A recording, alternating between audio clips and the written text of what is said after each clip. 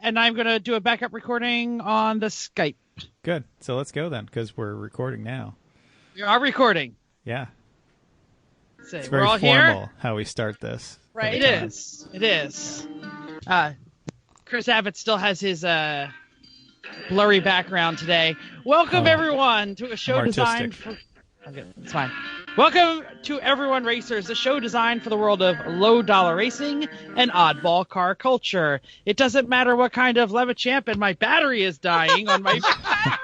Battery is low. Battery is low today. Oh, it's been a while. It's been a long time, yes. We'll do it without the music tonight. It doesn't matter what kind of Lemachamp or Lucky Track Dog you run, SCCA or NASA, we won't discriminate. As long as you drive it hard and built it yourself. Join us each week for tech discussion, tips, tricks, as well as news and notes in the world of low-dollar endurance racing. And whether it's on the spot, hella sweet, or we're lucky enough, and Chrissy gives us just the tip, we're sure you'll giggle a little and learn even less. Everyone report to the paddock. This is Chris. This is Chrissy. I'm Jeff. And I'm mental. And I blew that. Again, first show ever. You were sitting there with this giant smile on your face, and then it was your cue. I just read what you put in what I'm working on. Yeah. Yeah. Okay, let's All right, keep moving. We are Everyone Racers. Thanks for coming back and listening to another spiritual completion episode of our podcast. That had to be mental. Episode 108. No idea what that means. Whatever. In yoga, 108 represents spiritual completion. You have achieved nirvana. Fantastic. Because all of the yogi listeners to our show. They're like, oh, That's yeah, great. I Yeah. do that all the time. Wait. Hold on a minute while I hit the hippie bullshit bell. It's more of a gong, kind of an Asian you're Chinese right. gong. You're right. So if you're not driving a car, don't forget your E1R bingo card. Link in the show notes.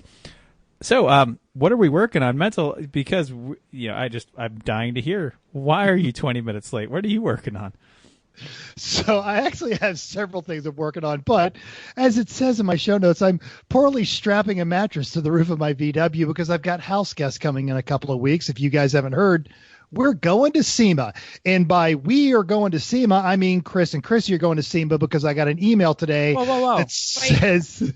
Jeff's going What? too. Jeff's coming? SEMA. Okay. I bought him a ticket, so he better be. Okay. So Jeff, Chris, and Chrissy are going to SEMA. I got an email today that says I am probably going to get tapped to do a court-martial that week. So I will be sitting in a military court-martial while you guys are seeing what's the best and brightest of the newest products. Because 52 weeks out of the year, they couldn't do something some other time. We'll What you send got, lots Jeff? of pictures to you. Don't worry. Question. Mental. Yes. What'd they get you for? After 20 years, I'm good enough to hide my nonsense. All right. I assume you're adjudicating, not defending. No, I'm the jury, and so if I'm on the jury, that means it was an jury officer. duty. Something stupid, yeah. Come All right. on. That's dumb. All right. I mean, do your civic duty, but come on. True. So Chrissy, what you working on? Because I don't know. Yes. Please tell me. What? No, yeah, you don't know, and neither the two of you know. Race prep. We have been working on cars all weekend. You'll hear more about them from the other two. I helped wipe out a short list of stuff that needed to be happening on the Honda, which was awesome. I did some random projects on the Solstice. Changed the radiator, brake reservoir, lots of help with the cage. It was a freaking long weekend. It was a lot of work, long days. Fortunately, it was nice out, but we only saw the sun every time we just went out to weld and bend and stuff like that.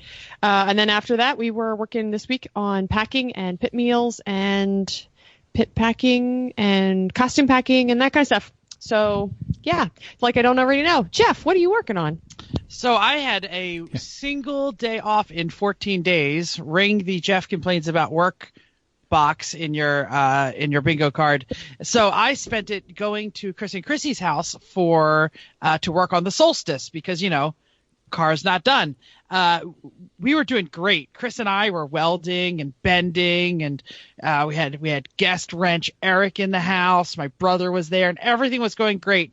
And the last door bar needed to be 36 inches, and we marked it and we cut 45.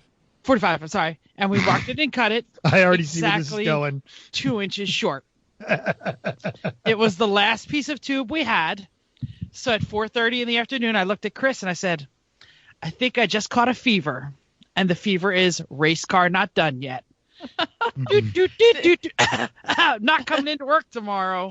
Yeah. Yeah, I did the same thing. Monday morning, I am to my boss. Hey, remember I said I might need to take Monday? Yeah, here we are. Taking Monday. Anal glaucoma is what that's called. Yeah, I can't see my ass going to work today. Yeah, it's all done now. That's the good thing. I also worked on my driving record today as I had a brief discussion with a New Jersey State Trooper on the way into work about something about 88 in a 65. I managed. Good thing to you get slowed down. Yeah. I know. I was like, God, that wasn't even fast. Like, You looked up from your phone while you were texting and saw him and decided to slow down. That was like not even fast enough for me to be paying attention to the radar detector. I drove right through it. I was the jerk off. I pulled over immediately. I sweet talked him into cracked windshield $54 ticket. This is non-moving violation. Insane. Once again. Good karma. It's insane. Yep. And the Facebook post is hilarious. It's also additionally hilarious when your father posts on it and says, "Oh yeah, you're speeding like father like son." Yeah. He doesn't even care. Happened. So, yeah, that's what I'm working on. I mean, we'll go into the solstice and stuff in a minute, but yeah. Oh, are we allowed to talk about our new car with the guest we have with us, who's I think remaining he's okay awfully with it. silent? Yeah, no, he's so quiet. You straighten the do? frame with a Nissan Titan and a Suburban. I think it's going to get under the $500 budget. Once you see it, no one's going to question. No. Chris, why don't you explain everything we did with what you're working on? It's summed up with race prep. We had to wrap up the Civic after Watkins Glen, just some fluid changes and brake bleed and just once over. Everything was great. Civic's done. And then the Solstice, we're working on that over a 3-day weekend. We had to finish the cage. We had to bend the frame involving parking my Suburban on the front bumper of the Solstice and parking Jeff's Titan on the back bumper of the Solstice, including every battery and trailer hitch and heavy thing we could find in the garage into the Titan, and then jumping up and down on the back bumper. And then jacking up the Solstice in the middle. And you know what? It actually kind of worked. We took an inch of sway out of that front frame rail, and it's down within half an inch now. It's close enough. We're calling it good. So, we're good there. But the cage is done. Cage looks great. All the safety systems are great. Fire systems in, kill switches in, and I got the kill switch working last night, which involved like an hour of pulling random fuses while the car is running to find one that finally shut it off, because surprisingly, the 5 fuses that go to the ignition switch, the 5 wires, I cut them all while the car was running, one at a time, and none of them shut the car off by themselves. If you unplug the thing, the car was shut off, but cut a wire, nothing, keeps running. But repair that one, cut the next one, keeps running. So yeah, who knew? But now it works. I feel like you could use that in the next episode of GM Boardroom Theater. Well, we sold our last GM vehicle, and I have to say that this weekend I got very exciting being able to curse out GM once again for all of the stupid design things. Like we had go ahead, Chrissy. I was going to talk about the 7mm bolts. Okay, I was feeling like we didn't do as much because GM as we did on the boat on the S10. Like we just said it every other panel we were on or trying to remove something. It was in with Hex and Wentworth and you know, we were like one bolt was metric and the other one was English. Like it was just insane. I don't feel like we did that as much on the Solstice. Well, maybe I'm wrong, but we took out about 800 7mm little T bolts. We did a lot of 7, what the car 10, is made of, and speed nuts. It's and all we said, speed nuts. Who uses 7mm? And we said, well, obviously GM invented a machine that put in 8s. And the UAW said, well, you can't use that anymore. Everything has to be a 7. That must have been what they did, because why else would anyone use a 7mm? I don't know. Could be worse. It could have been. It is weird. about the best example of parts bin engineering ever made. I mean, it's the Malibu engine and a Colorado transmission and a CT as a diff and Pontiac G6 brakes and like electrical system out of a Saturn Aura and like cobalt gauges and wiring. I mean, it's terrible. I think we should introduce the guest and get his opinion on this. Yeah. So, ladies and gentlemen, you just barely heard the jazzy gospel tones of our guest. Extend a warm welcome to the associated perpetrator of 24 Hours of Lemons. That means the person who actually does the work that makes Lemons run. Ladies and gentlemen, Nick Pon. And I know you can't hear it, but people are applauding driving to New Hampshire. Thanks for having me on. Well, it's great to have you. We really appreciate you being here. And what are you working on these days? And what do you think of our terrible solstice? Well, I've got many opinions on the solstice, actually. I mean, as you guys know from our recaps, we're actually a solstice defender in terms of, the Lemons context of people saying, I cannot believe that's $500, all of that. We're on the front lines of like, no, it's terrible. Believe us. Because that was a car that actually came out when we Lemon staff were all collectively working on car magazines. So several of us, myself included, tested these cars for magazine reviews, and it was just incredible that a car that came 15 years after the Miata could have gotten so many things wrong. Like the Miata just, it popped out. It's like, man, they thought about this and they kind of nailed it. And the Solstice came out literally 15 years later, and it was just like incredibly worse. So yeah, we're big fans of the Solstice and Lemons context for sure. Well, we got the good one, the one without the supercharged motor. So it's not only going to be dead sexy and dead reliable. Right. It's going to be slow too. Yeah. Well, you say all of this right before the race weekend, for which it's going to be its first race, which means it's going to be terrible. It's already been in a tire wall, which is why we got it so cheap. So it's fine. Fine. No worries. Yeah. All the fanboys say that it has so much grip that it can't possibly be crashed. I don't understand how that could have happened. Well, we don't know the driver well, so we can't say if it was driver or car. I'm going to go with that. The driver fell subtly into that big meat of the bell curve you like to talk about between I know just enough to think I know everything. Yeah, it's the I got this section of the bell curve. We talk about this a lot because for the general public, for Lemons, one of the questions we get asked the most, which is, well, these people aren't qualified to be racing cars. Like, that must be super dangerous. And what we found is that total rookies are at one end of the bell curve, and experienced Lemons drivers like yourselves are at the other end of the bell curve. Uh-oh. And we have relatively few problems with either end because the rookies are so scared about screwing up that they have the right amount of caution built into their approach. And the people who are really experienced, they know how to deal with all of the things that get thrown at them during a Lemons race. It's the people in the middle who are like, I'm spec 944 participant. I have the ribbon. Yeah. So the bell curve resulting in the Solstice going into a wall, I could definitely see that. Yeah. Mm-hmm. So do you have anything for the what you're working on? Are you doing anything this week? The big thing for us for Lemons was the 2020 schedule, which got released yesterday at the time of recording to the public. Yeah, we were very excited. So, yeah, I'm glad. That's always, there are always things that we would like to do differently, and it's just a big puzzle piece where track availability and our availability goes together. But we're pretty happy with this one. I mean, that does have to be like a room full of cats kind of situation of how do you get all of the cats in the room and none of them are falling down the hole. Nothing's going on. Like, it's got to be tough. Yeah. Yeah, well, we're the biggest variable, obviously, is the tracks themselves. And, without naming names, some of the tracks have a high opinion of themselves and think that everybody will wait for them to set their schedule. So that's a challenge. But fortunately, I mean, this was really a challenge at the beginning where we'd have to explain what we were to people, which was, as you would imagine, pretty difficult. But now we're somewhat of a known quantity, which is weird. So that does help with that. Well, we definitely we're going to discuss this in our news and notes section. So let's just shout the news and notes and then go right to Mental. News and notes. Go, Mental.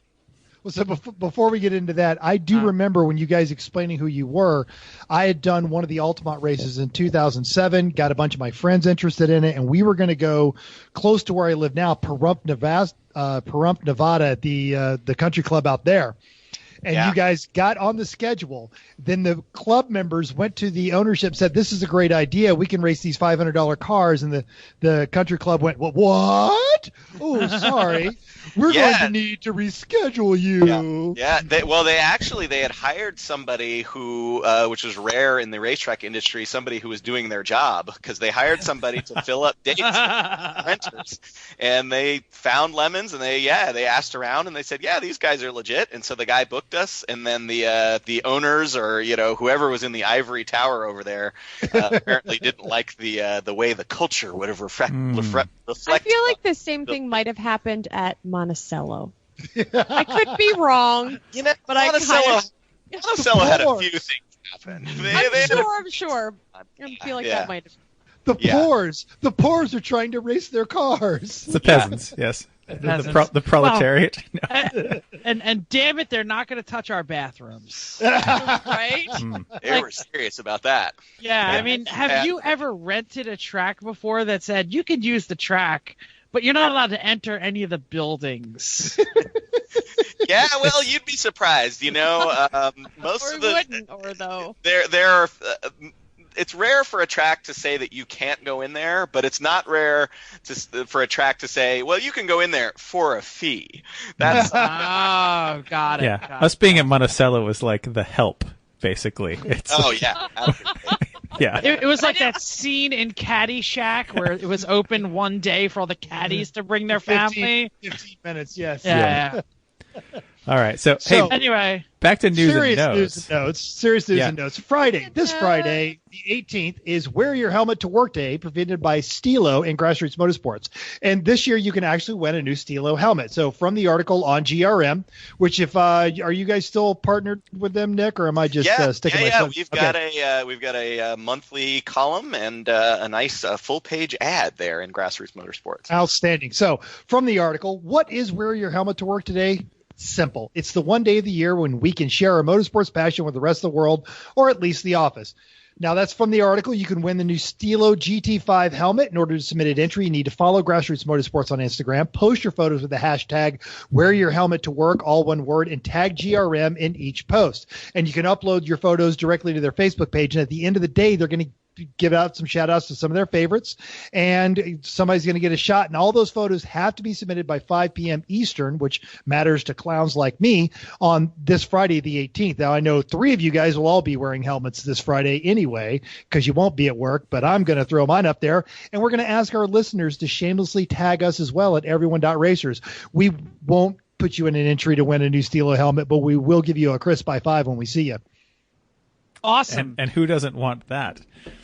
Yeah. Seriously. Do we need to cover anything else? This is the time where I was supposed to say that Lemons released their 2020 schedule, but that already got mentioned. Well, 24 we also had races. Most of an episode about it when we had Eric on. So, true. 24 races, 20 tracks. September is double travel miles for the Lemons staff. What is that about? Well, I'd have to look at the actual schedule to see. It looks like you guys are traveling almost every weekend and several double weekends. Yeah, which is actually no different than this year. We're New Hampshire, which is coming up this weekend, as you guys know. We'll be there. Kind of the tail end of this big block. At one point, we had 7 races in 5 weekends, so there were a couple of doubles in there. Mm-hmm. And that is a challenge.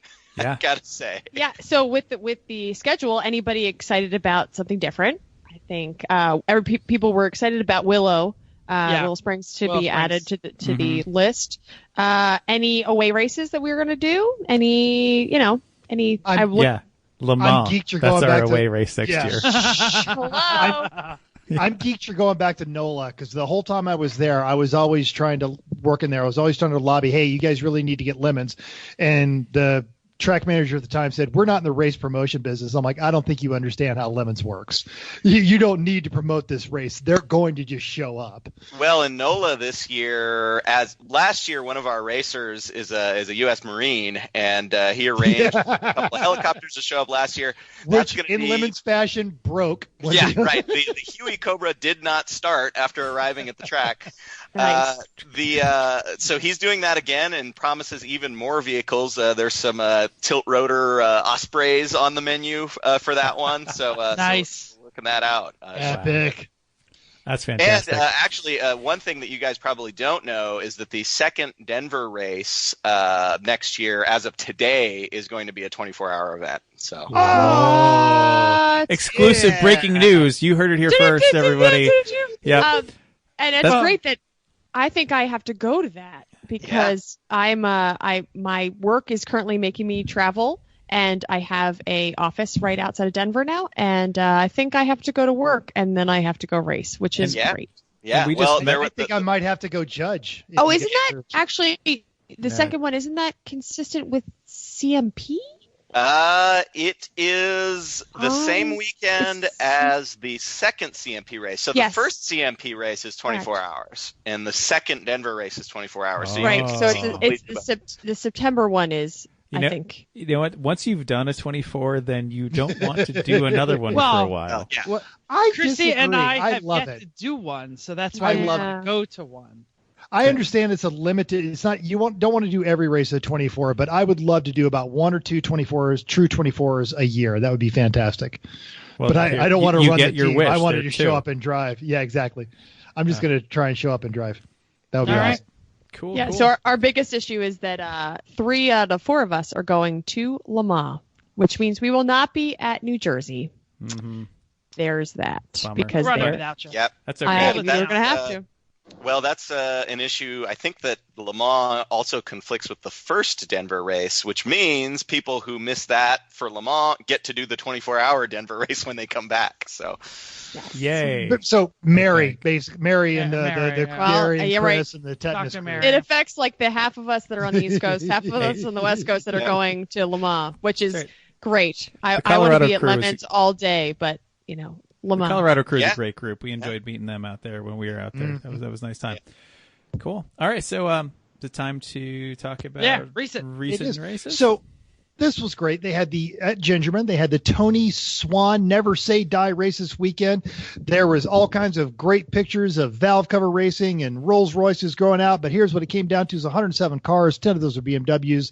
They were still boring. 3 Miatas, 15 Hondas, 2 P cars. So let's talk about how everyone did. And Nick, if you've got something to throw into this, please do. Yes, I don't have all the results on here, but hey, Lemonade was the winner. No surprise there. Those guys can drive.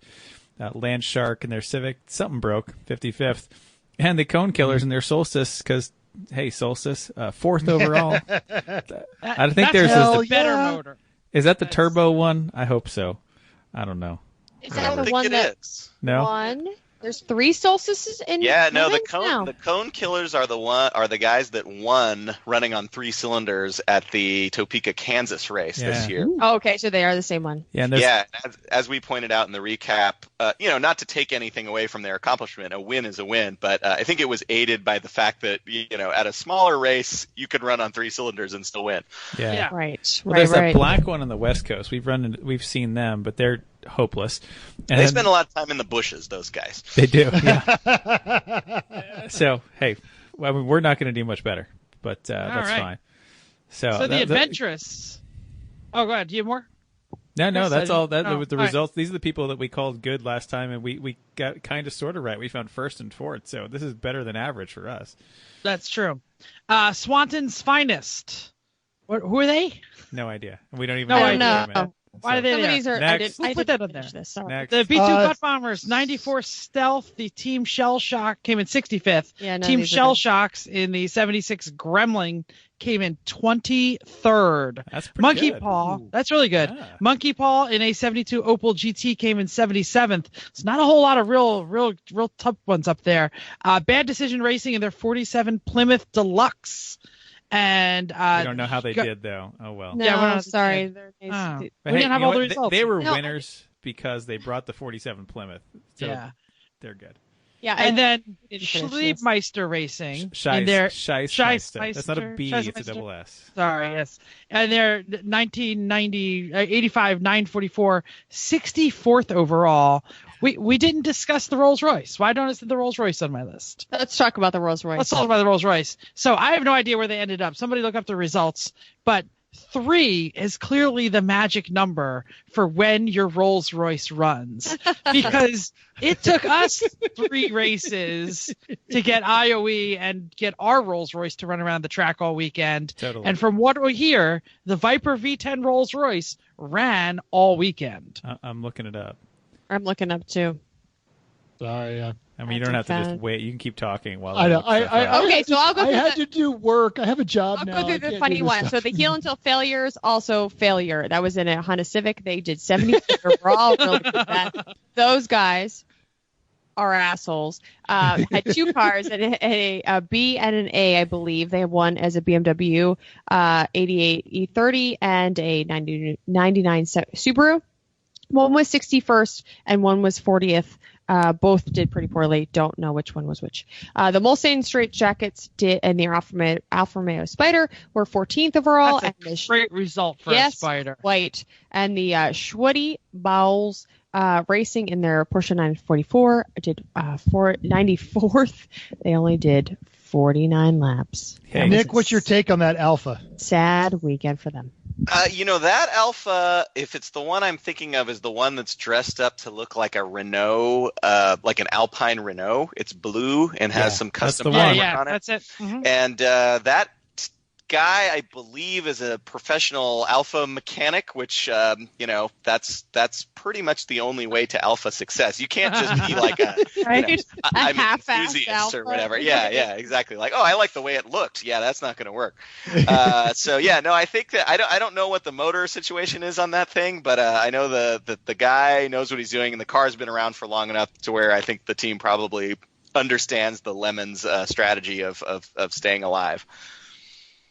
Awesome. Cool. So, update: Rolls-Royce Pacific Motors, 42nd place, 318 laps, best Hell time yeah. of a 149.1, which is pretty impressive considering Lemonade, who won the race and who are very good drivers, 145.4. So they did So 4 what we seconds always within top. Yeah, Wow. they did what we said we needed to do with the Rolls-Royce, which is take out all of the things related to suspension and brakes that are Rolls-Royce and replace them with something else. And they went further and put the Viper motor in. But I feel like the engine was the strongest part of the Rolls. The problem is you couldn't use it because you could use the brakes once per lap. Well, in this car, the Viper motor up until this weekend has not been an asset. Let's just say. At all. Yeah, We've been watching this like a hawk because Yeah. we're Rolls-Royce fans. So. I follow them. love that. Yeah, he's increasing the value of every Viper by blowing up. I think he's up to 6 motors. Right. Yeah, that's crazy. Yeah. Oh, good for Follow that. them and Rolls Don't Care on Instagram. Yeah.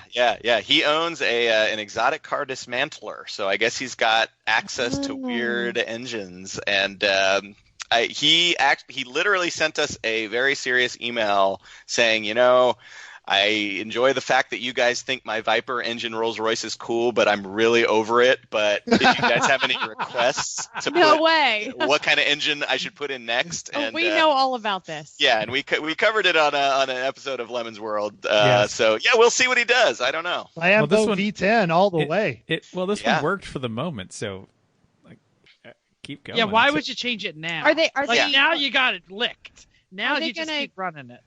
keep running it? Are they? Yeah.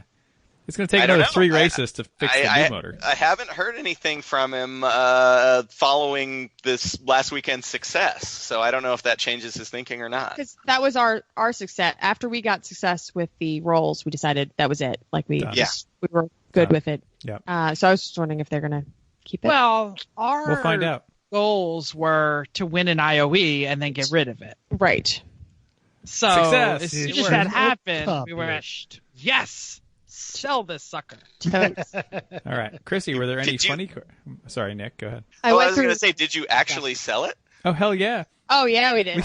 I sold it on Bring a Trailer for $3,500 No to kidding. to Wow. a dude who basically, he was visiting from the Bay Area, actually, here in Pennsylvania, where his wife's family is from, and saw it and said, I'd like to buy that because my dad is this old, like, immigrant guy who's retired, and I want to buy him a Rolls Royce so he can take his buddies to breakfast in his Rolls Royce.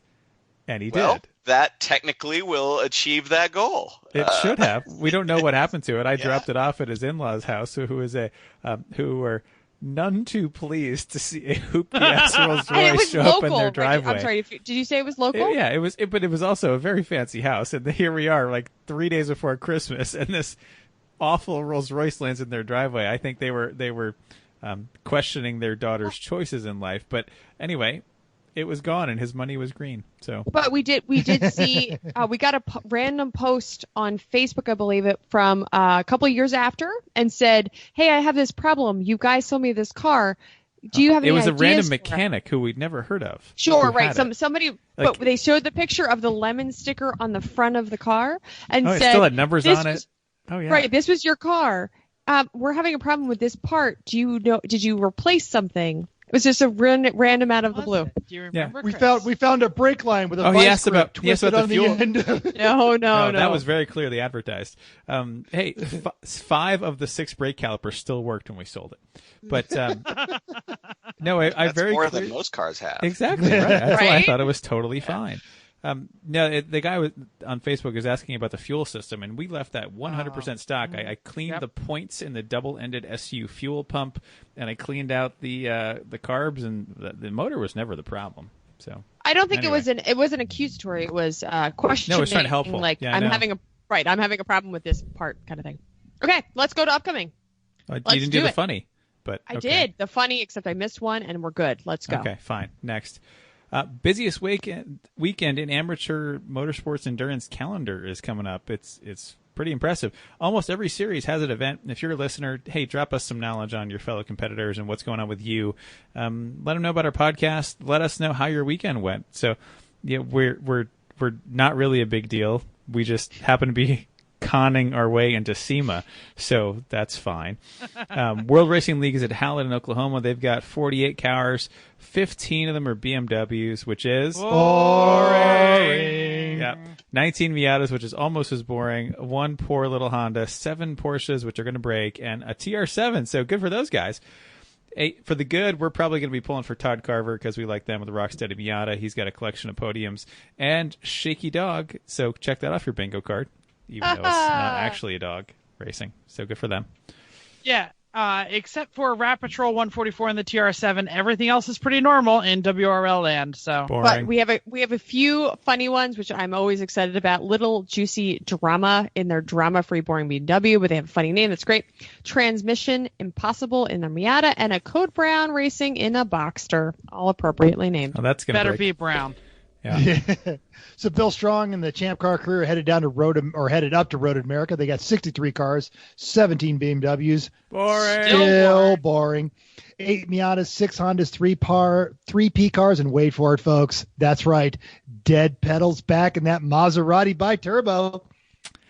So for the good, I mean, most of these are fine. But I still think it's impressive that 94 Motorsports has an Lexus SC400 and a 94 Supra. They should put that Supra on Bring a Trailer. They'd get all of the money in the world because that's what happens these days. They usually run well. We already mentioned Dead Pedal Racing. Dead Pedal Racing, you got to talk to us because anyone out there driving a Maserati, you are our friends. Also, there's crash management in an 01 Dodge Stratus. A cloud car. That's terrible. That's excellent. James Bondo in yet another TR7. There has been a James Bondo in Lemons. Oh, yeah, there has. So probably the same crew. Fun fact, that was my AOL screen name in 1995. All right. Got the funny ones. The Stinky Rat Trap Racing in an Audi 200. Utter Chaos in a Neon. And finally, GWR.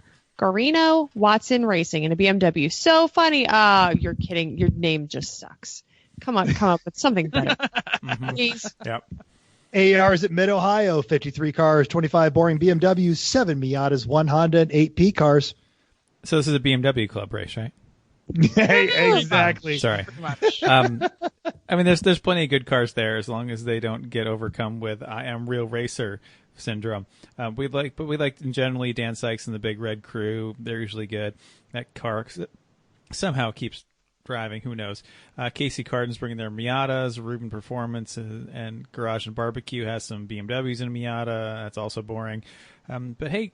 The Saline Motorsports crew off their podium with Mustard and Charcoal is bringing 2 Caymans. They seem like nice guys for actual pro racers. Everything I've heard actually about them are is real nice. racers. Yeah, exactly. AR likes to straddle the line of serious racers and fun teams. So Berger McKinley is running a 1991 Mustang, Junk Player in a 95 Golf, and Lebanon's veterans, the Krabby Kraut, in their 01 Jetta. Heck yeah. We have the funny ones, the Menace to Sobriety with a number 2 in the middle, bringing aboard BMW, and of course, hopefully they drink. And the Occam's. Sorry, I know it's Occam's Razor. Occam's Racer. This is Mental's favorite philosophy, racing pun in a Miata, and Poisson Hall Motorsports in a Miata. Your also name just sucks. Well, is it kind of French? Poisson. It's like fish, fish, right? Poisson Hall Motorsports. It's Poisson, but I mean it's close. Poisson, Whatever. right? Dumb. It's his name. It's in. Yeah, they hit me once. At, Did he in, pay $30,000 to have a marketing team tell him? No. Okay. And honestly, All right, I think Ferenchak got the Motorsport. same results with a case of beer and some of his buddies. Uh-huh. But let's get to It's some lemon real time. interesting stuff because we got some clowns headed to New Hampshire this weekend. And on that, I don't want to take away from our listener feedback, but I did get a text from one of our listeners who said Chrissy's idea of making food all week and then freezing it is brilliant. So they're going to be doing that, acting as pit mom for the team that they're working for this weekend. Overall, the boys in New Hampshire, 113 cars, 24 of those are BMWs. It's a solid field for New Boring. Hampshire. Yeah. It's not bad. 7 Hondas, 4 Miatas, 6 P cars. Yes. And nothing that really stands out for an IOE. New Hampshire tends to be like the veterans. We've done this a lot, kind of. But then you get the grizzled dudes who pull a 49 Chrysler out of the woods and somehow race it. And like crap like that you only get when you have all winter to do nothing except alcoholism, which happens in places like New Hampshire. But Well, hey, I think New Hampshire isn't really good for the old relics. It's good for the odd, like, motor swaps. Like, this is where the Subaru shows up with 2 motors and all kinds of stuff like that. So, well, we'll find out. But hey, among the good, there's plenty of teams that we know stand out in the Northeast because we race against them and curse them sometimes, and especially on track. Momrath Racing has been doing a great job this year with their E36. 2 wins at this point, right? Silly One Nannies week somehow, we don't know how they actually won at Pittsburgh because they are, if you're ever wondering about Silly Nannies, stay after the end of the day Sunday and watch them load their box truck. It is hilarious. It just like a chair. Just totally disturbing. Yeah, or go to our YouTube channel and listen to the Silly Nanny shower story. Yes, also great. They are great people. Leave door open. Door open. Yes. No, it's okay. Leave door open. It's fine. Bert One's making its return. They only still around. They only bring Bert out once in a while these days. But hey, this is their home track. Those guys are great drivers, and Bert, even though Bert has not been developed at all in about 5 years, Bert's still a decent car. So there we go. Sarger Party is ready to put the douche music in everything and do the best they can.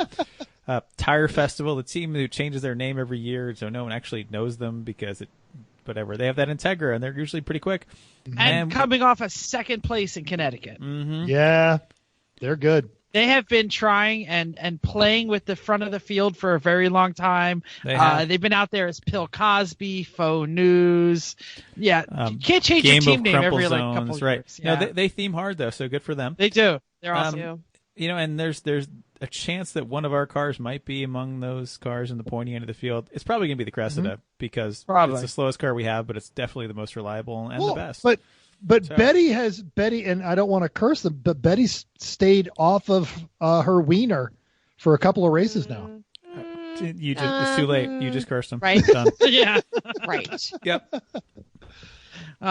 Nick, you got any dark horses you think might win this race? Well, the overall win is not generally what we here at Lemons pay attention to, so I probably don't have an answer for that. I'm browsing through here, and IOE hopefuls, I would say that the Volkswagen Fox wagon of FMC has been exceedingly bad. Yeah. So they also don't get like more than single-digit laps. Well, that's the thing. That is one IOE strategy, is that if you set the bar extremely low, I mean, I think we saw this with the Rolls-Royce, is, if you do something that's way out of spec for you, then, if you have enough races under your belt, that could be something that works. So, that stands out.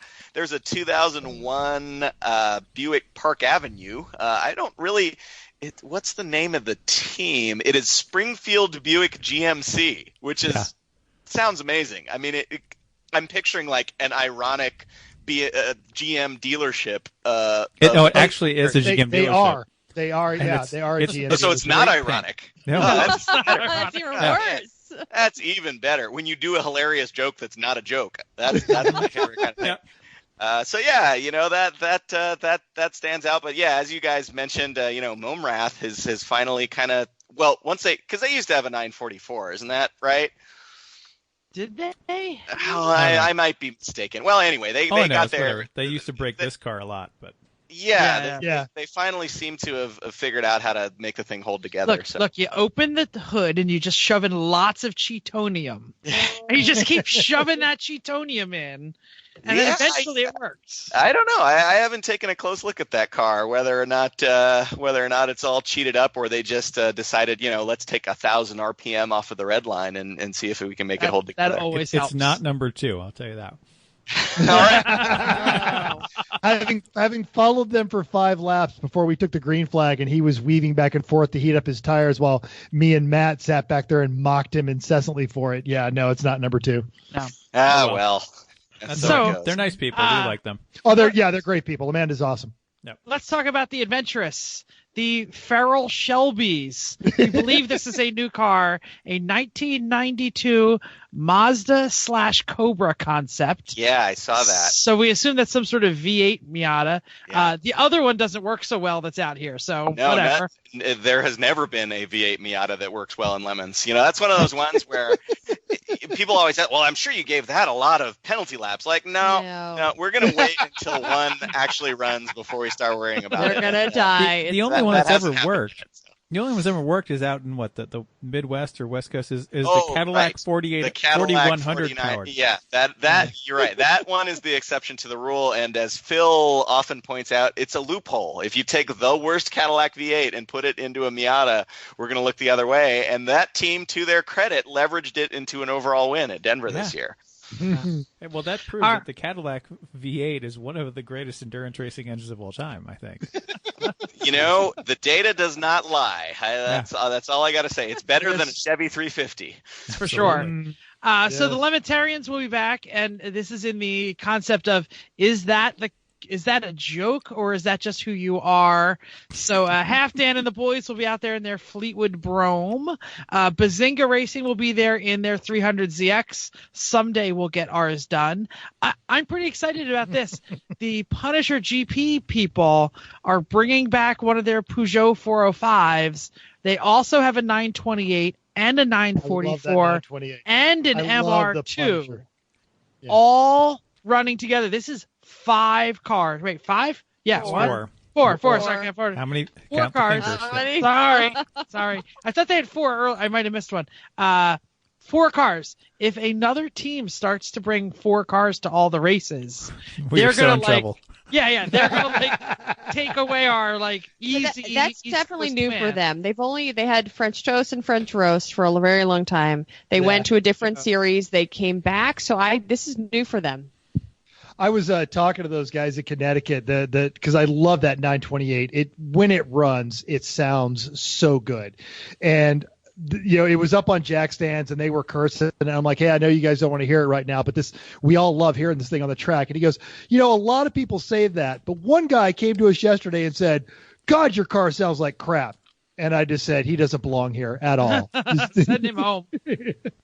Well, and we've lost the two alphas that used to pass. Oh God, you And point them just- by on purpose. I would like slow down. Ooh, it's coming. It's coming. Well, Let me wait till it's procrastination's straight. coming back. The Milano chassis after like 30-something races basically was broken in half. So they're building a GTV6. That'll Oh work. yeah. That'll be fine. That'll work. That's actually what I drive in Lemons. When I get out there, a friend of mine here in the Bay Area built an Alpha Spider, which was at Altamont at the first couple of Lemons races. But in recent years, it's had a V6 from a 164 in it, and I gotta say, from the driver's seat, there is no degradation in the sound quality. It's really an awesome thing. Yes. We like listening to it pass us. Speaking of things that won't pass us, some idiots, the missing lug nuts, are bringing an Eclipse, a 97. That's a 2G, yo. So that is ready for the C-crank. orange. C-crank walk. Crank walk. Oh, all right. Walk. All right, we got a bunch of funny ones here. The Oscars junk heap. Hopefully they do well in their javelin. Well, They've been and I would give this an IOE shot. Yeah. sure. true. Yeah, they haven't Sure. got. Yeah. I think they had You're an right. orc or something close. So let's hope You're that they totally do pretty right. well. And they have the one race sorted out at Pittsburgh, and I think by the end of it, they got it going pretty well. And Yeah, Manny knows yeah, how yeah. to keep a car running. He has solved many of your problems, so that's Yeah, Totally. great. His brain's bigger than I can even imagine. Okay, anyway, we ought to be faster. The Audi Coupe. They've been around for a little bit. Young, dumb, and full of bahas. Okay. In their Volvo Something Swedish that we don't know. 850. Right? It's funny, but I just thought it was funny. Not Formula One in a 2004 Jetta. Sorry, that sounds That's gonna be bad. terrible. Make the team name awesome. Apparently, they've been around a while, but I just didn't know their team name. The Volvo S60. Underpowered Rangers in their BMW. Who cares about that? Yeah, But I it thought would be I- much funnier if they had a Ford If they had a Ranger. Ranger, Right now. of course. I know, but they're a funny team name. Lemons, Plumbing, and HVAC. That sounds like a this is a company car. We're going to do this under a company label One or of those something. guys probably has an HVAC or plumbing company. and Right? said, I know Yeah. what we'll do. It's this. Also in a Boring. BMW. Yep. Very boring. This is the team name right? But I like the name. Listen for this. Baby Laser Shark, one word. Race bar, right? So race bar we love. 85 BMW 635 CSI with a B32 180 horsepower motor, all in their like that line. they So this made sure is- to be That's clear their about team that. name. This just makes me very happy. Is this the 7 Series or the team that ran the 7 No. Series? It's Yes, a team, team, not the different 7 car. Series. No, but yes. So they're probably making another race bar out of a BMW, which is a great. That's how you make your BMW not boring. It's Maybe true. so. If you have booze with your BMW, we will like you. That's how it works. Anyway, so these are the funny ones. So if we did not call your team name, then let us know. We want to know if you are. Make sure you come to the awesome potluck on Saturday, which we will be having. Nick, I need paper items, please. Oh yeah, I'll Uh, put it on the list. thanks. Kim Harmon will take care of you guys on that. I know, but I just Well, figured like Kim's going to take care of it. I completely trust that it's going to get done. Really. It's gonna I actually know. happen. Yeah, Kim is just good. a reminder Yeah. while you're here. I was going to Yeah. write you an email, but I'm looking at you, so I might as well tell you about it. So we're having an awesome potluck. Tell me if you are listening to the show and your team name has not been called. We would love to hear about you. And come in costume. We're going to have awesome prizes. We're going to have music afterwards. Come bring your food. Bring a spoon if you have it. That'd be awesome. And we'll have a great time on Saturday. Let's do it. Awesome.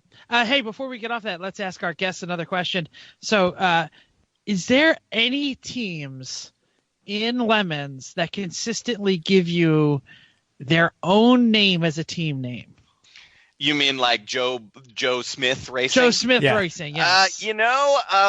I can't. That does not stand out as something that happens a lot. But I've gone on record before as saying that my favorite Lemons team names are ones that are really literal, like Team Brian, his idiot brother, and their 4 Yes, douchebag we friends. we've And then talked they about show up, and it's exactly that.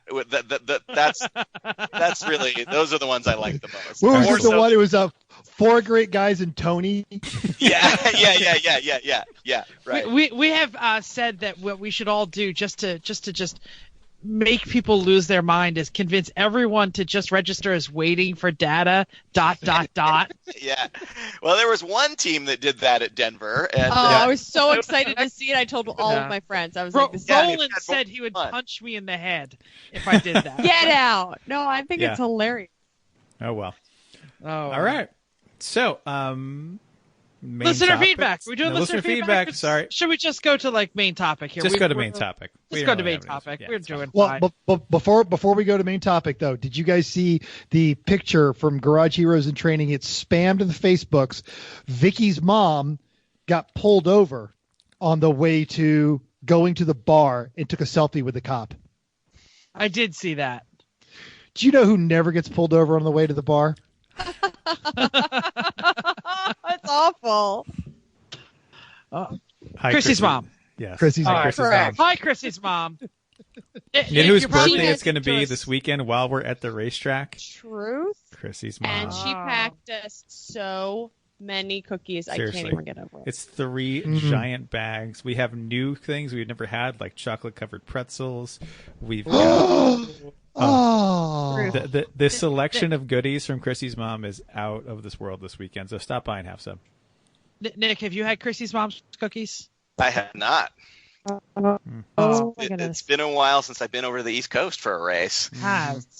Well, we'll get some if you ever come out every weekend. Yeah, absolutely. So we have a main topic here, and it is talk to Nick. But this time we're going to throw questions at him instead of just having him talk to us. I have to say, I wrote this here. You look like the youngest member of Lemon staff. You look like you're 25. I've known you for 10 years. You couldn't have been 15 when I first met you, but I have a feeling it's just good genes. Tell us about the world pre-Lemons. Well, all we know is you used to write like for Corvette magazine and ha. But yeah. Well, it actually, my connection to Jay goes back before that. I've always been a vintage, old car guy, and there's a lot of events, road rallies and such here in California for those. And I met Jay on one of those. I was a teenager, so stayed in touch. Always wanted to work on car magazines. Writing was one of my relative strengths. I say relative because I think it's only strong because I'm that bad at math. So once I graduated from college, I reached out to Jay and tried to weasel my way into doing some car writing, and the rest is history. He hired me as an assistant for Corvette magazine and others, and we did that from about 2002 to 2009, and then from 2006 forward, there was Lemons going on, and it eventually replaced the magazines entirely. Awesome. Sorry, Jeff. Quick thing. Now, Nick, you talk about your writing, which I've always enjoyed, but I'm curious to know: are you the one that usually writes the emails about the races coming up? I was going to ask this. We share the duties on that. I have to give credit to Jay for the clever press releases for the race deadlines. That is really Jay's creative outlet. So I got to give the credit to him for that. I read every single one, and I click on every single link because it really actually makes sense. Totally. Yeah. I'm in there maybe 1 out of every 10, something like that. But that's awesome. That's mostly Jay. Well done. They're always excellent, and I think that's the kind of thing that sets Lemons apart is just having a sense of humor. That's why we're here, is because it's fun. So.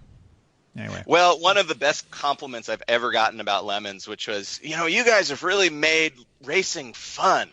And, I had to think to myself, like, well, how did it possibly become not fun? I mean, look what it is, and, obviously I know the answer to why it became not fun. But if you step back and think of that as a thing that happened, it's like, well, you're driving a car around in a circle. You really must be doing something wrong if it's not fun. So there are lots of people out there doing it wrong. Yeah, apparently so. Totally. We're meant to ask your question next because I think that's all right. So you've we make the joke about you looking young. You've been around this for quite some time. So you have run, you have watched, you've written about everything from the classic Ferraris to the reason you can't have a jet-powered golf cart going around the pits at CMP. Where's your happy place in this automotive? Because that is a very wide spectrum, a genuinely impressive one. Where's your happy medium? Well, both in Lemons, and I think you guys would probably agree with this, both in Lemons and elsewhere in the car hobby, you reach a point where the car is the front door that gets everybody in, but the people is the reason you stay. And I've met some of the most interesting people through the car hobby in general, and certainly through Lemons, from crazy careers. I was on the roof of the Lincoln Memorial at 3 a.m. because Speedy Cop talked us into being able to go up there. And, stuff like that. It's like, well, that's because when I was a kid, I played with Hot Wheels. So it's kind of weird to connect point A to point B there. But those kinds of connections is really what stands out. Awesome. So we had Jay on a couple weeks ago, and clearly it sounds like he doesn't even bother showing up to work anymore. So yeah, even though it's a 2-mile commute apparently. Yeah, he says it's but like it takes an hour and a half. Area, it takes an hour. Yeah. I have to get in my car. So are you like the boss now? Like. Well, Lemons is still we've expanded the number of employees we have from 3 to 5. So by any normal measure, we're still a tiny little company, which means that everybody at some point has a little bit of their hands on everything. The proportions are different for different people, but it's everybody has the goal of putting these events on the front burner, and whatever needs to be done to make that happen, we make it happen. So we have kind of our little corners of the normal day-to-day stuff that we deal with. But, if there's loose ends that get tied up, we just kind of distribute it sort of on the spot. But really, what is a day of work like in Nick Pon? Do you have to actually go to well, Drew's in Chicago, he's not showing up. Who's there? Yeah, well, for me, my commute is very easy. Our office space there in Emeryville is about a 20-minute Vespa ride from my house. So I actually enjoy going just to have the separation of church and state between home and work. If it were farther, we're just happy there's another scooter enthusiast. That's awesome. Oh yeah. No, I've been. Well, now I'm cheating and driving a modern scooter. I'm driving the Momrath E36 of scooters, but I have had a Lambretta in the past, so I feel like I've paid my dues. So you get there, Jeff Glenn's lunch. He eats your lunch. What's going on? Do you have to yell at people? The main separation between myself and Jeff, and I have to say, I don't know if this is we're going to issue any kind of press release on this, but I also don't think it's a secret. But Jeff Glenn is actually moving on from Lemons, and he will be replaced by a combination of Kim Harmon, who you guys know, and Lisa Sims, who you probably also know if you've run a race in California. She does a lot of the sitting at the HQ desk at a California race, but we're going to bring her into the office to pick up some of the stuff that Jeff is leaving behind. But the separation between me and Jeff, and now between me and Kim and Lisa, is that I deal primarily with the registration and the participants, as you guys know, and they deal mostly with the venues and the tracks and contracts and things like that, which is, it's a surprisingly ongoing thing. It's not something that you just kind of finish and then move on. So yeah. The day you release the schedule, it's not done, right? Right. Yeah, exactly. So in your dealing with the participants, Nick, I've been amazed that you are somehow able to guarantee good weather and preferred parking to every single team at the race. I'm just wondering how you do that. Yeah, right. Yeah. Well, yeah. Ask me about how much I love asking about preferred parking for RV owners. That's one of my. No, it's I have to remind myself that people are doing this for fun.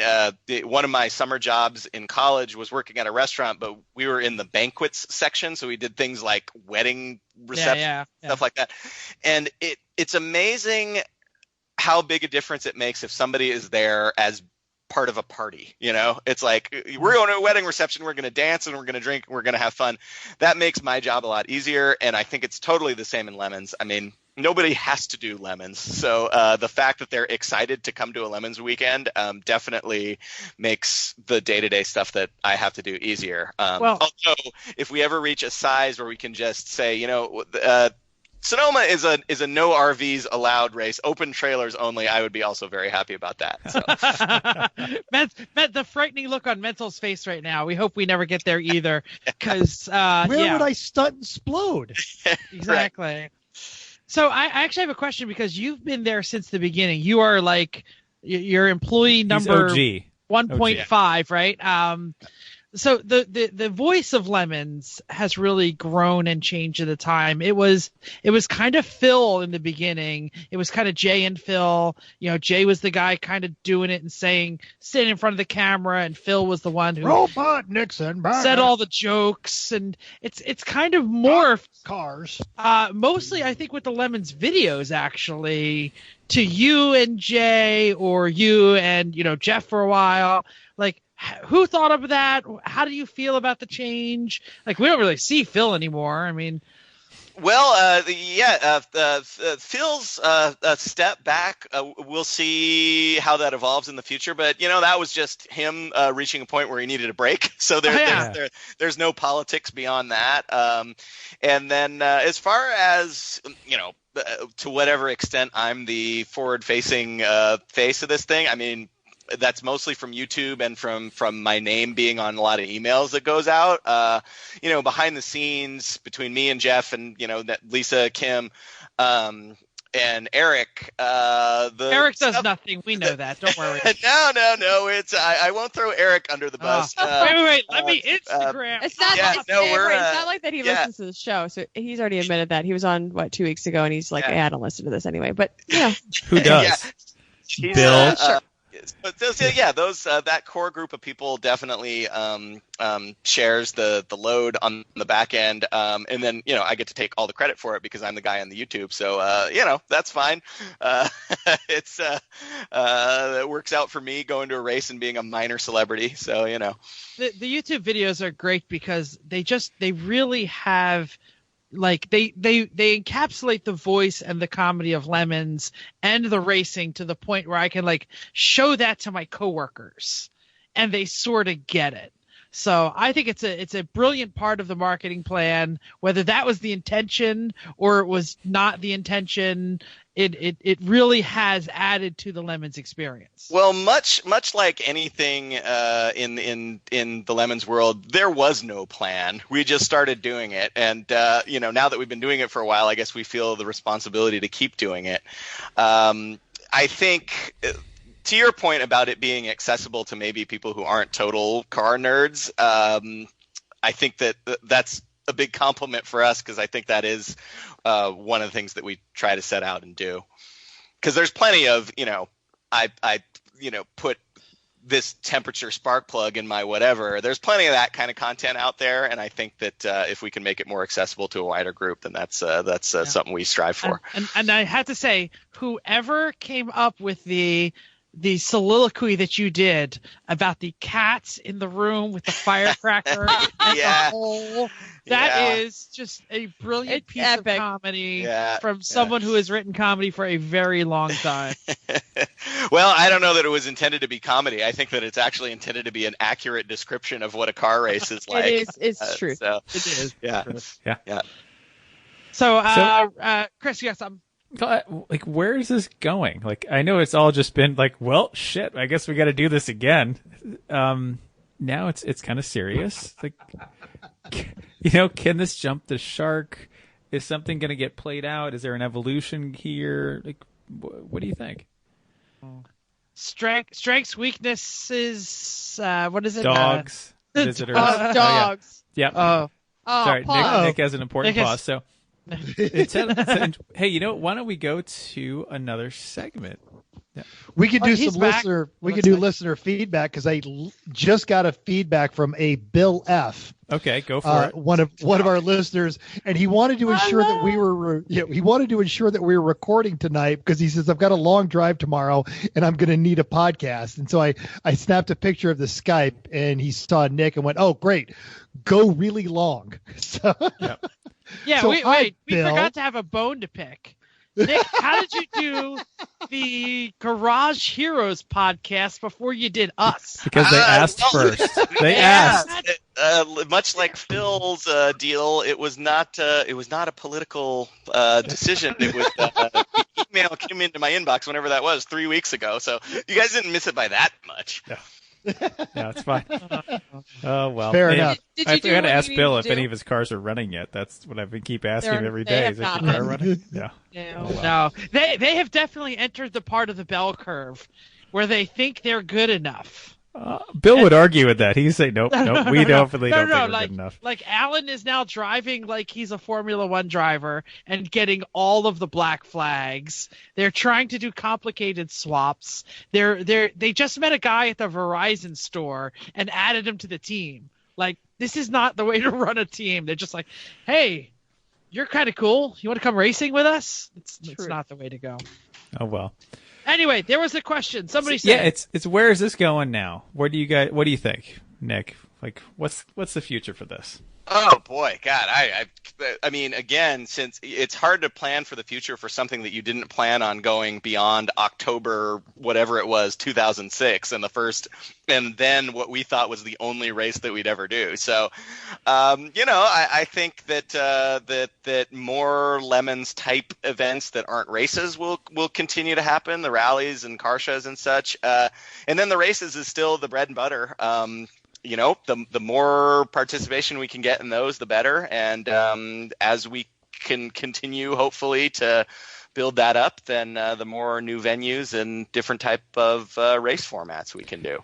See, I saw that you're running the rally. I keep wanting to do one of these rallies again because that's how we all got to know each other, was the cheap car rallies back in the day.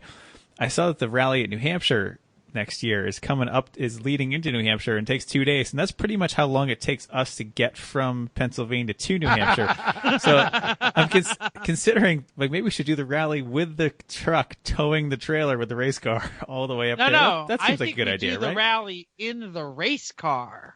Well, That's we have to have a Civic. race car that's registerable. The Civic is so far beyond street legal at this point. Yeah. Anyway. I would submit. I saw the rally schedule come out, and there is a 3-day rally from Denver to Colorado Springs that takes place over a weekend. Oh, I have to do that too because that's work. I'm going to go Yeah, out for work yeah. and then find myself a car. Well, I feel an E1R adventure coming. That shorter format is something that we've been wanting to try just because, Steve McDaniel, one of his favorite things is driving like 2,000 miles in a day. And we had this brilliant idea, because we're among the best minds in the business here. We said, what if it was shorter? And so that's the idea for that. And, we'll see what the interest is. And I know you haven't had a day job for like 10, 15 years at this point. Oh, man. I'm joking. But it's tough for some of us to take time off with a race schedule to also take 5 days for a rally. Oh, absolutely. So the shorter formats are going we're to loving be it. so much better, so much more accessible for the race people to go Yeah, on. we figure there's always going to be the diehards, the Route 66 thing, just because it's so iconic, and that's something that people would carve out time to do. But yeah, something. Most of the vintage rallies that are in my background, Jay's background, Jeff's background are like long weekend deals. So Awesome. that kind of gets back to where we came from too. We're Cool. excited about it. All right, so what do you do that's not cars? What do I do that's not cars? Well, that's a good question. Let's see. I'm on a slow pitch softball team. I'm really into local history of my hometown of Oakland, California. So my Instagram is primarily that, which probably disappoints a lot of the Lemons people who follow it, thinking they're going to get car stuff. So yeah, that's kind of my thing. One of my favorite podcasts is from beautiful downtown Oakland, California. Oh yeah, which one's that? 99 PI, 99% Invisible. Yeah, there you go. So then, quick fun fact of Oakland history for those that are not up to speed. Like, what's an interesting thing about Oakland? Please, no, I'm not going to give you one because I don't know crap. I'm taking your football team. That's all I know. My best fact is, hey, I think Nick lives there. That's about all I got. Right. God, what's a fun fact of Oakland? That's a really a lot of Oakland, a lot of the Oakland Hills, which is where I live. It started out as kind of a remote getaway for San Francisco people. You had to take a boat to get to here back then, and it was kind of a vacation spot. But after the 1906 earthquake, there were a lot of people that were permanently displaced out of San Francisco, and that was kind of what gave Oakland its first like real push into being a city of its own. So yeah, it's got a little earthquake history. All right. Oh, that's cool. Fantastic. Now you've talked about this in the videos. You've talked about this on the Garage Heroes, the community and the creativity and this whole shift where Lemons came from this. We're going to do this hysterical thing to, God, they started racing and now we got to do this safe and logical and make sure these people don't kill each other. What's the thing you didn't see coming?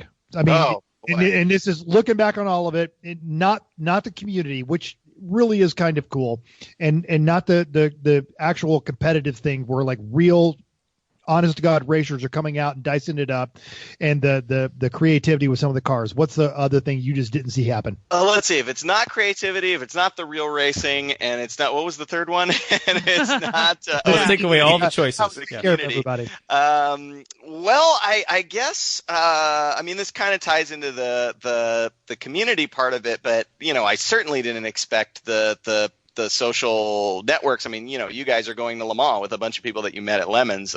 Never thought that would happen. The level of creativity of the cars, we expected like, somebody's going to do a funny parody on a Gulf Oil sponsor or whatever, which of course we do see, but never thought somebody would put a camper on top of a Suzuki X90. So the kind of the degree of that kind of thing we never would have expected. And then, finally, I mean, we're stunned that anybody wants to do it. We're stunned at the popularity, that there was a remaining niche in the automotive hobby that was kind of untapped. And we were fortunate enough to find the right combination of things that made it interesting to people. Well, so sucker born every minute, and here we are. Well, yeah, there's that. That's definitely true. Hey, if there's somebody who bought a Solstice new, then somebody who wants to race it later is not that. The level of stupidity is already been established. I have to say, I'm appreciating the Solstice, but I have yet to drive it further than from my driveway to the trailer, so I don't really know how really works, but it's kind of a good looking vehicle as long as you don't look at the front. Yeah. There are certain angles that are okay. Not very many. Like I can see that they actually tried to design something. Like one guy had one idea and actually did it instead of the just bland GM designed by committee. Well, so it's like the you have to grade the IOE on a curve, and for GM this is like a successful thing. Yeah. It brings me to a point that I've thought about before of how many Lemons cars, when someone bought them new, someone was super proud of it. Oh yeah. Like things like our Rolls Royce and the Citroen SM and the Solstice and even the '89 Civic Si. Someone was like, "Hell yeah, this is great!" And what? Like, if they could see me now, everybody, I think about that a lot. Like, somebody walked into a showroom and was like, "Today is the day I do it," and here we are. Exactly. Avenue. Yeah. Pepto-Bismol pink. Right. Yeah. 15 years later. Well, so speaking of Buicks, there was a team in South Carolina that bought some older couple's Buick that they had bought new, and they stayed in touch with this couple and were totally upfront about what they were going to do do with it, invited them to the race. And this older couple, it was like Bill and Kathy, whoever it was like, some couple in their 70s awesome. came to watch their Buick that they had bought new go around a Lemons track, and they got a kick out of it. We actually did that with the Rolls Royce owner. We invited him to the race. He knew exactly what we were going to do. I used to have this great rap, and maybe I'll put it in here and you can grade me on it. So I see something on Craigslist that we're going to go for. And I show up and I tell them, like my email sounds like this. Hi, I'm not crazy. I have cash. I'm not a bot. I am going to show up. I'm going to respect your time. And if the car is as advertised, I will buy it. And then I get there and I go, this is much nicer than I expected. I really don't even want to insult you with the offer that I'm about to do, but I do this thing called the 24 Hours of Lemons, and the rule is I have to pay $500. How does that go over? Oh, no. Depending on the car. It's got so much stuff. Yeah. Got a boat, got an S10, got a 300Z from some guy that had a court date. Yeah, it's true. So here's the question about the like eventually something is going to be the weakest link. Eventually something is going to stop working. Like, are we eventually going to lean too much on racing? Are the themes going to come back hard? I mean, you're talking about people here like mental themed a race pickup truck to the pizza delivery thing in Torment Incorporated. Like that is joke within joke within joke within joke. That's Inception. Yeah. I mean, Lemonception. Yeah, we did the coalition of alternate breakfast meat just to piss off Soggy. Yeah. Like mission accomplished. And like, what? Let's bring great themes back. I need a red hat that says "Bring great themes." Yeah, and that's the thing. We have kind of wrestled with different ideas on how to incentivize that, and it's funny, each race in each region sort of takes on its own personality. And it kind of depends. I mean, stuff kind of comes and goes. But yeah, I would agree with that. If you guys have any brilliant ideas on how we can, if you know any teams that are on the fence about whether or not to, race a BMW or a boat, and have any ideas about how to push them toward the boat, we're definitely the boat hasn't come interested. back much. Yeah. No one's ever going to do the boat again because it's been done. But But the hack car. Because you know what was great in the rain? the boat. boat. The boat. We love the hat car. And we think, you get something and you put it on top of a car that it totally changes it. The boat was a hat car. The race trailer was a hat car. Yeah. We kind of think that the birthday cake, I think, might be my favorite hat car, actually. So more hat cars. That's what we need. Yeah. Well, we could, I don't know, maybe free entry once in a while for hat cars. That's something we would consider. But what do you really, on the same subject, what do you wish Lemons Racers would do more of to make you guys happy? Oh man, it's funny. Like our official policy is, much like you guys, we would rather see a boat than a BMW, but we don't want to create.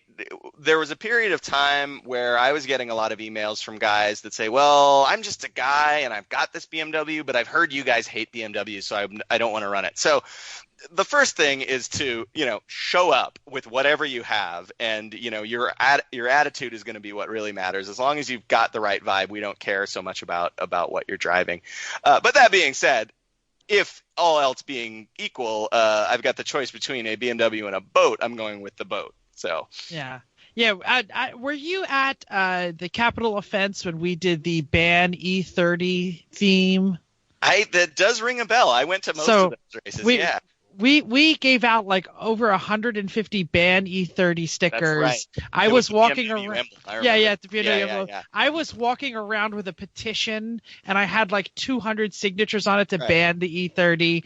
We were thinking about resurrecting this for the E36. Yeah, I know. E36 is like it's everyone has them. now. You know what car we ran a bunch of this year? Oh, It's that's- true. It was that's too not- good. Like we were trying we not to can win. run And now there's two of them that we drive. But we also talked Uh. about having the sticker on the car, just Oh, yeah. because we're funny. Yeah. Well, so Oh, well. speaking of hat cars, there was. I'm big on, not only the objects. Phil's area of interest really is the object. Like he likes the birthday cake, things like that. I do too, but I think what I like even more is the hat car where it's just a different car, and especially like a car that's way worse than the car that's under it, but not necessarily interesting. Like The BMW El Camino is what the one. Yeah, that's a mind, good yeah. one. I've always thought that the E30 being a relatively square, and then to a certain extent the E36 being a relatively square sedan, that opens you up to any kind of Grand Prix, Cavalier, Chevy Celebrity, just like get all of the body panels, make it fit sort of, and it'll look totally wrong. And you still have a BMW, so you're kind of killing two birds with one stone. I'd like to see more of that kind of thing. Well, this is Save the No, Tata's this. exact formula, right? Exactly. Yeah.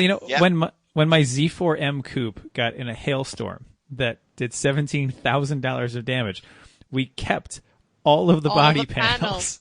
Yeah. And I think they're still There at you Bruce's go. house. We thought we could put them on the I TR7. understand you guys have some kind of Z car, which is mostly the same, right? Oh. Close enough. Uh-oh. We do. All right. We Good we thought. have Nick. We have won every single Lemons trophy except 2, Okay. and we've never won the regional award, and we've never won overall. All right. So Okay.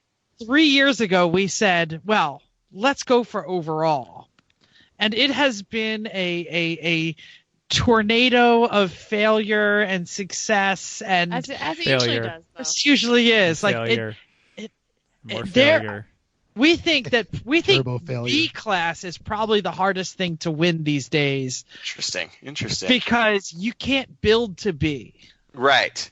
It's Like- too much of a fluid. You're gonna get if it's too nice, it's going right into A. Yeah. Exactly. Well, the pro tip for winning a race, and we talked about it earlier, is go to a really small one. Go to Topeka, go to Brainerd, Yeah. and you can have a 3-cylinder Solstice and beat a BMW Yeah. because a BMW only has 2 cylinders or whatever the case may be. Instead, we go to the biggest East Coast races and try. Right. That's our plan. 113 this weekend. Yeah, Yep. which we'll try. We'll do it. All right. I want to move on to what gets you on your shit list. Oh boy. Well, real racerism won't be a surprise. Definitely has that effect. God, we had. I don't want to be too specific because I don't want They don't listen to our show. It's cool. Well, yeah. Seriously. There was a racer recently who the team had already racked up a bunch of black flags. So that's always the background. It's like a football game where the bad call comes after you turn the ball over 5 times. Yeah. And then you blame it on the bad call that you lost the game. So this team already had a bunch of black flags.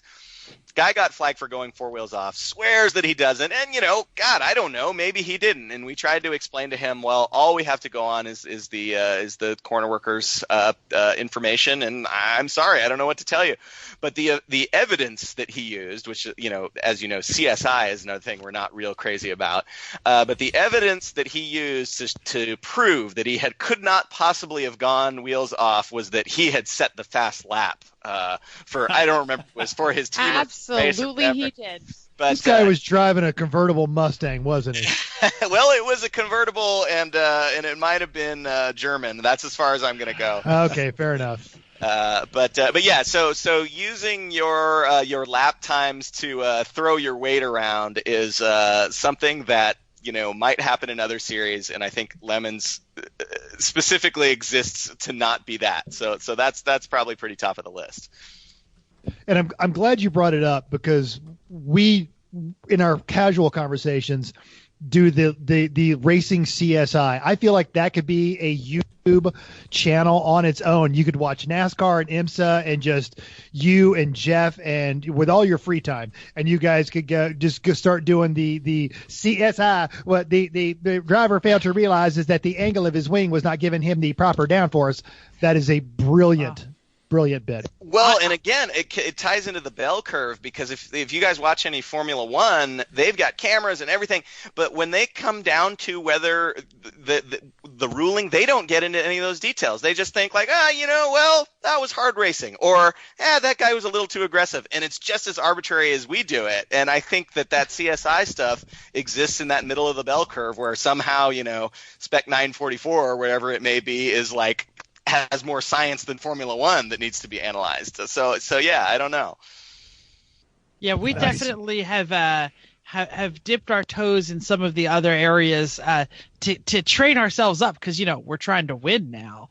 We've been going to a lot of like track days, NASA instruction. Half of this podcast just got back from Watkins Glen doing some track days, which, if you could get a race there, that would be fantastic. There's no chance they would run lines there. There are some issues with walls there, Yeah. as I recall. Yeah, Right next to the track when you're going 130. That would be great. Yeah.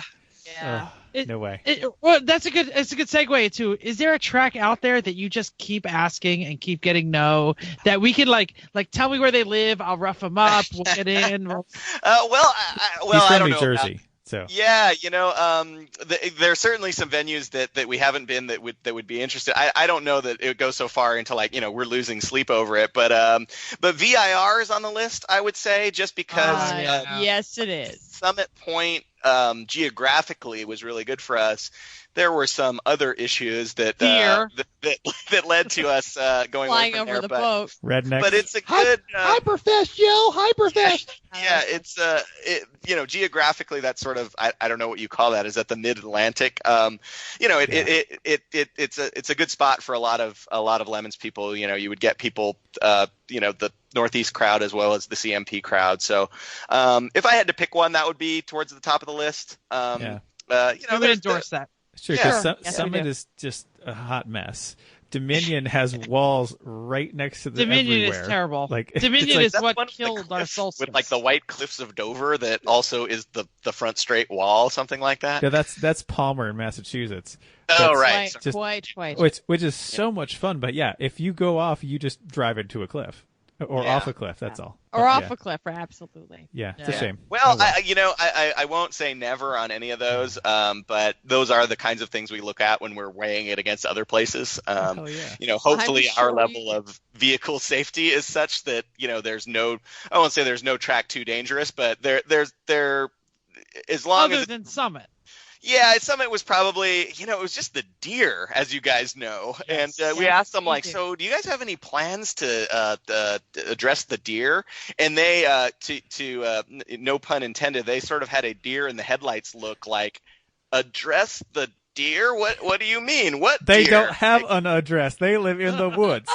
Yeah, right. And so it's like, maybe this is not the attitude that we're looking for. I think they did do some fencing, but that's not for It's still They not did. promoting them or not. But I think here's the best part. I don't know if you know this, but the local PCA actually put in the fence. They paid for it because the track wouldn't. Yeah. And I just figure with all of those guns on that firing range, they could just have like a CMP Shoot hunting the day, deer. and Exactly. there you go. And Yeah. you would go Sure. over. You Yeah. could charge admission, and they would do it. That's true. I would love to have an open field hunting day sanctioned by Summit Point. What could possibly go wrong? All right, Friday, test some cars, shoot some deer. Saturday race. Sounds good. Stunting, exploding, and shooting. Wow. I only have one question. I think Chrissy's got one more after me, so I'll finish with this one. Is there any theme that you've looked at and said that's just wrong? Like maybe we've gone too far. Gone too far. Well, there have been some ones that really go beyond what we're comfortable with racially at some of our races down there in the South. Let me just put it this way. If you are a person of paler complexion, never apply any type of makeup that makes you a darker complexion. No black. Noted. That's just good life advice. Yeah, it's good really. life advice. Like, you want to go into politics or anything? Just Right. I have for other Lemons race dressed up as a Somali pirate. Right. What was the one with the big check? The Nigerian prince. The Nigerian prince. And I have never applied any makeup to my face. Yeah. I See, I just think look like this. I mean, I think we do things that would be considered a lot of the things that we allow and encourage are pushing the limits of normal decency for normal people, and that's where we want to be. You know, we don't want to be. We want to do things that are like, oh man, that's rough, like the Bill Cosby theme Bill that Cosby involved people. Springtime for Hitler. This is Springtime for Hitler. Like, these are some real borderline things, but we're willing to we're willing to understand that it's satirical. But when you're doing a Sanford and Sons theme and you're just in blackface because don't do that. That's where we'll draw the line. Yeah. Good conversation. Don't do that. Okay. It's when you're not in makeup. Yeah. Right. Okay. Last question. We had Jay on a little back. His idea spawned some great discussion. What is your take on electronic racing? Go. Electronic racing? You mean like electric racing? Oh, electric racing. I was thinking specifically in electronic Lemons. Yeah. Well, I mean, I think we're starting to see on the street, you know, things like people modifying Teslas. And I was at an Italian show just this last weekend where somebody had put a Nissan Leaf drivetrain into an Alpha Spider. So that actually would do pretty well, I bet. Yeah. Well, and here in California, some of the later Spiders are really hard to get smogged, and that's the easy solution around it. Because they're Italian. Because they're Italian. They have to have the particulare coming out of the tailpipe. I think if cars and car racing collectively wants to remain relevant into the future, obviously production electric cars are a big thing, but then idiots messing with them is also a big thing, because that's America. That's hot rod culture. So I'm excited to see, as the production stuff becomes more accessible to the kind of shade tree people that do Lemons, I'm excited to see how that impacts the number of electric cars we see in our races.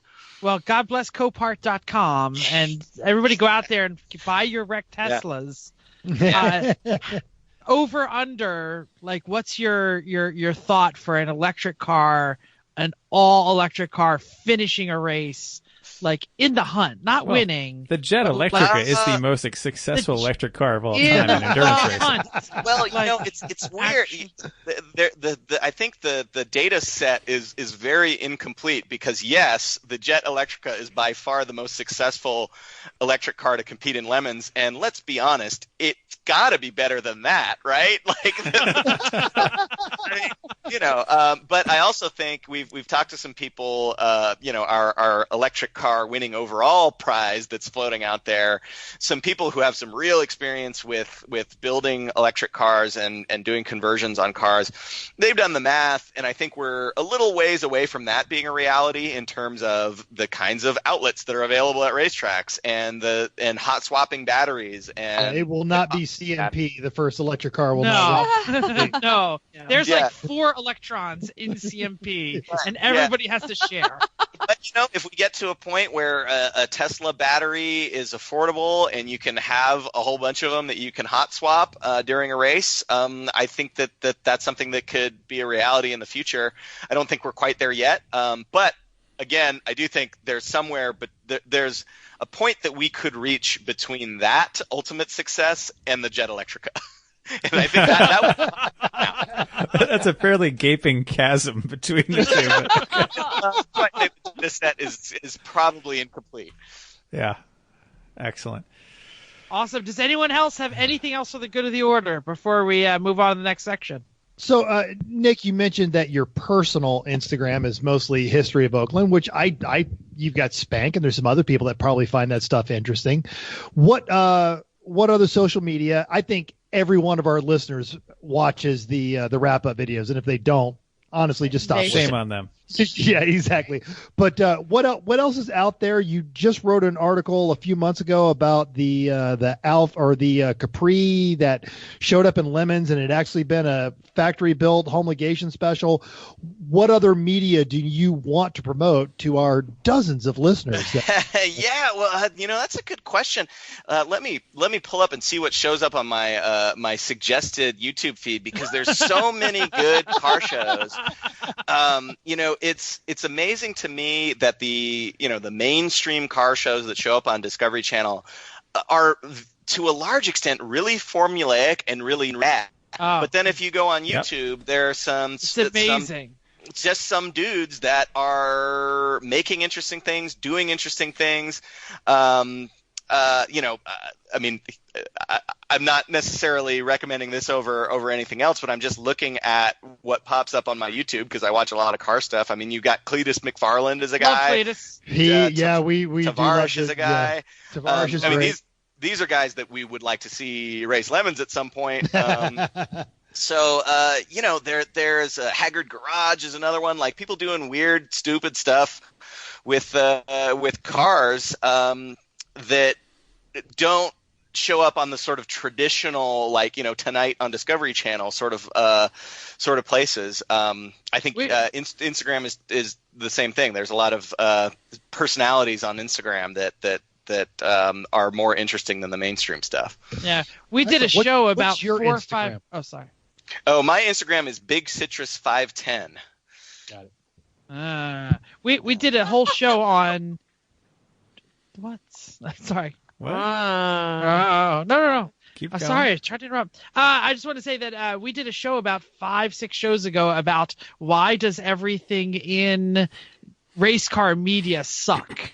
Yeah, and it's a really good question. We did it with a filmmaker that's actually been following us, following Tom Lamino, following who else was he following? Yuri. And he is about to have a feature length documentary on the series that I saw a 3-minute clip of and went, holy shit, I want to see this movie. Like, you're absolutely right. Anything that's commercial is not going to work. Yeah, and I don't know why, everything kind of fell into this formulaic pattern, and I don't know why. I don't know how that got to be. There has to be an auction. Then you have to get a car, and then you have to fix it up the same way that particular car has always been fixed up, and then you have to sell it at another auction, and then the profit is discussed. It's like you have to get mad at each other in between too. Yeah, and then there has to be. That's the key thing is somebody has to yell and throw. It probably needs to break down on the side of the road. And I don't. Top Gear, the original Top Gear, is obviously one of the most popular car shows in recent memory, and that's one that didn't follow that formula. So why does everything else, not try to follow the Top Gear formula? I don't know. It's a really good question. Yeah, it's Gas Monkey's fault. Yeah, maybe that's it. Well, he does have like a whole. There's a Gas Monkey cafe at the Dallas. Oh yeah. I think, and it's like, dude, how do you wind up being that guy? Where we would have a Lemons cafe at an airport. Well, I think he saw. I think he started the whole thing, and he's like, "Oh, this will last 2 years before this all peters out. So I better start divesting myself as quickly as possible before my beanies start getting sold at the 7-Eleven like Orange County shoppers." Right. And it just keeps going for him. And he's like, That's true. "Okay, this really should have jumped a shark like a year ago, but I'll take your money." Okay. I don't blame him for riding the wave. I guess the question is, why hasn't the public demanded something different? And of course, I'm omitting the most obvious one of them all, which of course is Roadkill, being that is way better than anything that shows up on TV. Although I guess they're all Motor Trend promptly ruined it. Yeah. That's what going corporate will do for you. Yeah. Put it we're behind gonna a make people paywall. pay. Yeah. We're gonna make people pay to watch you do stuff with free cars. No, that's not, your market is not paying for that. Just put the ads on the YouTube and deal with it. Yeah. Well, that and the fact that we have no viewers is the reason why Lemons recaps don't exist behind a paywall. Because you have a soul, Nick. Well, just think, your viewership if we get like 10% of that, that's our listenership. So you're probably talking to more people around the dinner table than you are right now. I think, yeah, including the dog. Yeah, I think that it's maybe that's the moral of the story in Lemons is you have to set your goals accordingly. Hey, That's awesome. So I keep low expectations. I'm always pleased. It's all right. Yes. Well, Nick, as we do. we aren't done talking to you, but we're done directly talking to you. But Okay. we're going to move on to the next greatest segment. It is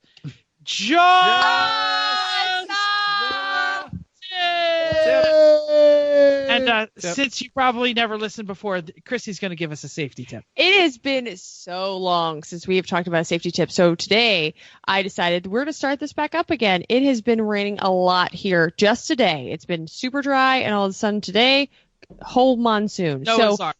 Right, so we're going to add a reminder about how to drive in the rain. Here are some pointers. Okay, first of all, checking your tires. So as you'll recall, if you listened to the show before now, I was driving recently with some tires that needed to be replaced. We did look at them. I drove across the state, and then I drove, and then I had to drive back with tires that were so bald. And when we looked at them, they were all of a sudden we realized that the cords were showing on the inside. Not a good idea. Really bad idea. So if your tires are this bad, take a different car. Avoid driving in the rain, especially with heavy standing water. So look at your tires before you go anywhere. Put Rain-X on your windshield and don't forget to take it off. We just had this issue.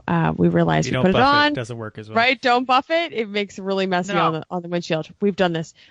So when it's pouring down rain, sometimes it's harder than your wipers can actually handle it. So putting Rain-X on it will clear off most of the rain, and you don't even need the wipers. Just do that. It's just a really good idea.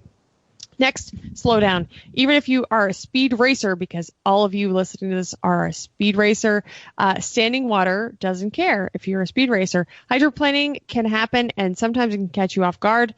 When you're hydroplaning, here's some quick tips. Stay calm. Ease your foot off the brake. Don't pop off. Sometimes my problem, I'll admit it right here. Steer in the direction that you want the car to go. Look look that way where you want it to go, not where it's going. No, there is a boulder. Or a wall, which I legit I hope I don't hit it. Watkins Glen torn 11. Legit did that. And then you're going to be out of it by then. You won't ever have to worry about it. And then if you need to brake, make sure you brake carefully. Easy on, easy off. Turn on your lights. Don't be dumb. I'm driving home in the rain today. I'm legit. I don't even see that gray car that has no lights on because you can't even tell it's there. And the dumb people can't see you if you don't have your lights on, because this is half the problem. And then give more space than you normally need to, because bad drivers are going to come into you because they're bad at driving in the rain, even if they're bad drivers in the first place. And they have bald tires and no Rain-X. Right? So, yeah. Right? So they don't see and they are totally jamming out to their favorite song. I'm going to add a little bit to this one. Please do.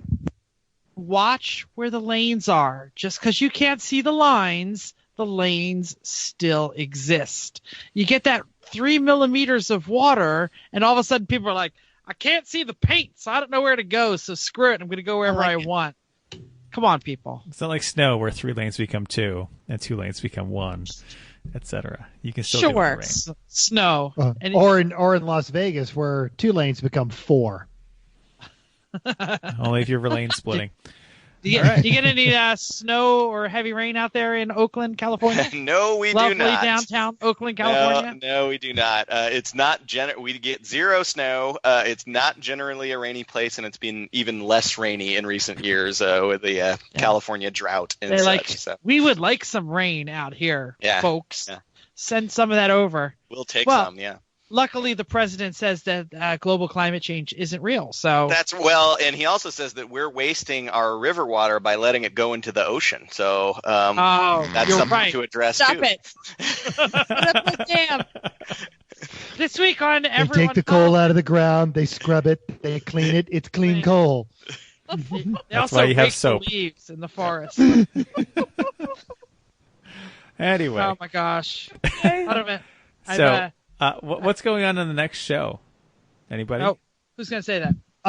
It's going to be the New Hampshire Hangover Show, and I'll be broadcasting from lovely downtown, well, not even downtown, by the airport in Tucson, Arizona. Great. We're going to try to find out, did the Solstice blow up immediately? Did the Civic dominate, or some obscure thing break? Did Garage Heroes and Training speed in the paddock, or did even can the car run enough to speed in the paddock? True. Well, all of these questions can be found in next week's episode, The New Hampshire Hangover. Well, thank you for downloading this, and thank you, Nick Pon, for joining us. Oh, thank you guys for having me. It was a pleasure. Yeah, we'll have you back. Yeah, I'd love great. to come back. What is your next race that you're traveling to? Next race I'm traveling to is MSR Houston, which is the one after New Hampshire. I'll see you there. Yeah, that one is going to be a showdown of the two Nitro Circus teams, the East and West Nitro Circus. So Travis Pastrana will be there, and we'll see what happens. All right. Awesome. Well, I'm going down there to run that with the Glorious Bastards, and then afterwards I'm doing the rally with Steph and Donnie. Fantastic. That can only go well. Yeah, yeah, absolutely. I forgot to mention, if anyone didn't listen to that Tempest podcast that Mentals suggested last week, it was really fantastic about women in the media. A lot of us have a long toe tomorrow. I have 8 hours of car tomorrow. Right. It's about a half hour long. If you're listening now, we're done. Go ahead and download that. We hope you enjoyed this week's edition of Everyone Racers. We'll hope you'll join us in the world of driving, racing, and building, because everyone can be a racer, even you. If you enjoyed this podcast, subscribe. It's totally free. Then go to iTunes and give us a 5-star rating. Even if you hate us, give us 5 stars and tell us why. If you have any questions or show ideas, drop a comment on our Facebook page, Everyone Racers, or email us at everyone.racers@gmail.com. Find us on Instagram or Twitter at everyone.racers. Thanks again, and until next week, keep the shiny side up. Unless there is no shiny side, just like our solstice, then just keep the wheels down.